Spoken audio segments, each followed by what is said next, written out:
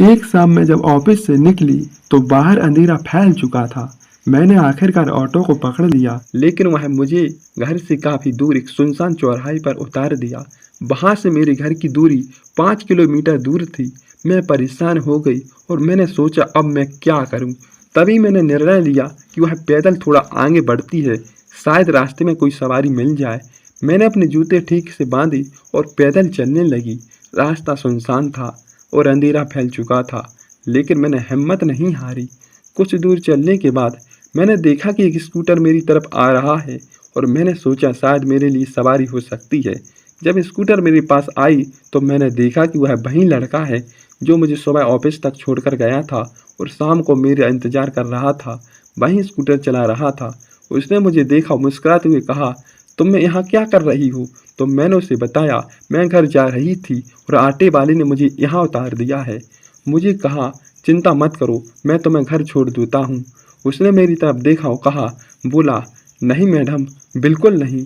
मेरी अम्मा मुझे सिखाया है किसी भी लड़की को इस तरह अकेले कभी नहीं छोड़ना चाहिए। मैं आपको घर छोड़ दूंगा। मैंने उसकी बात सुनकर मुस्कुरा दिया और कहा, आपकी अम्मा ने आपको बहुत अच्छा सिखाया है। उसने मुझे कहा है, हाँ, मेरी अम्मा मुझे कहती है कि लड़कियों का सम्मान करना चाहिए और उनकी मदद करनी चाहिए। हम दोनों स्कूटी पर बैठ गए और घर की ओर चल दिए। जैसे ही हम घर की ओर चल दिए, उसने मुझसे पूछा, मैं उसके बारे में क्या जानती हूँ?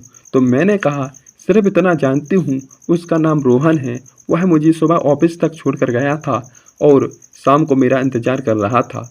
रोहन ने मुझे बताया वह छोटे परिवार से है, जिसमें उसकी माँ, पिताजी, एक छोटी बहन है। उसके पिताजी एक दुकान चलाते हैं और माँ घर पर रहती है। उसने मुझे बताया है वह पढ़ाई में अच्छा है और आगे चलकर इंजीनियर बनना चाहता है। मैंने उससे पूछा, वह मुझे सुबह ऑफिस तक क्यों छोड़कर गया था?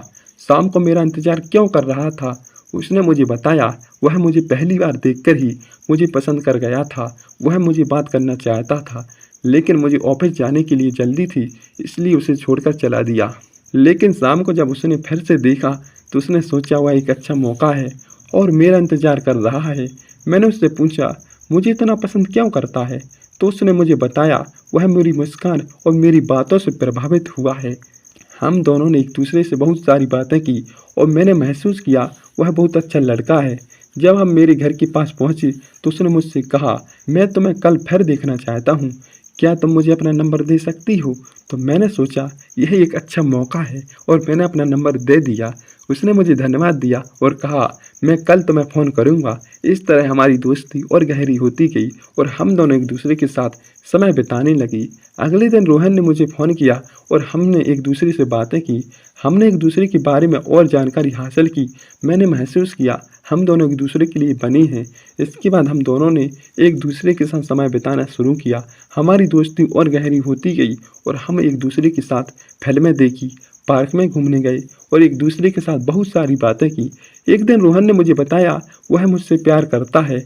मैंने भी उससे कहा, मैं भी तुमसे प्यार करती हूँ और हमारी दोस्ती एक प्यार के रिश्ते में बदल गई। अब हम दोनों एक दूसरे के साथ बहुत खुश थे। हमारा रिश्ता दिनों दिन गहरा होता जा रहा था। मैं बहुत खुश थी और रोहन ने मुझे नंबर दिया था और हमारी दोस्ती एक प्यार भरे रिश्ते में बदल गई। एक दिन रोहन ने बताया वह मुझसे शादी करना चाहता है। मैंने भी उससे कहा, मैं भी आपका जीवन साथी बनना चाहती हूँ। हम दोनों एक दूसरे के साथ शादी करने का फैसला किया और हमने परिवार को इसके बारे में बताया। हमारे परिवार ने हमारे रिश्ते को स्वीकार किया और हमने शादी की तैयारियां शुरू कर दी। शादी के दिन हम दोनों बहुत खुश थे और हमने एक दूसरे के साथ अपने जीवन की नई शुरुआत की। हम एक दूसरे के साथ बहुत सारे वादे किए और अपने प्यार को मजबूत बनाया। हमारी कहानी यह साबित करती है प्यार किसी भी समय हो सकता है। बताइए दोस्तों, कहानी कैसी लगी? लाइक शेयर सब्सक्राइब कीजिए। Thank you.